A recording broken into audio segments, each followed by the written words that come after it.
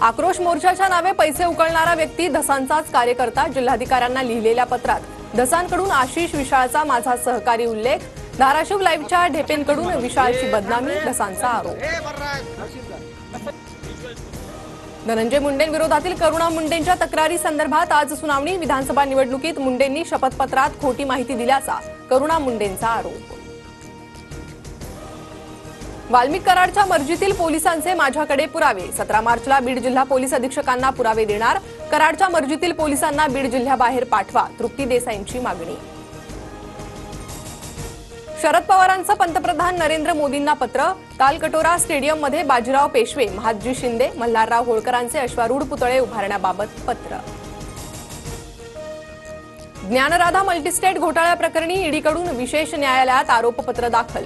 2467 कोटींच्या घोटाळ्याप्रकरणी आरोपपत्रात पुरावे। सुरेश कुटेंसह 24 जणांविरोधात आरोपपत्र। सारंगी महाजनांच्या परळीतील जमिनीबाबत आज सुनावणी। वाल्मिक कराडच्या सहकार्याच्या माध्यमातून फसवणूक झाल्याचा आरोप। सांगलीत शरद पवारांच्या राष्ट्रवादीचा कार्यकर्ता मेळावा। जयंत पाटील, हर्षवर्धन पाटील, शशिकांत शिंदेंसह जिल्ह्यातील आमदार आणि पदाधिकारी उपस्थित राहणार।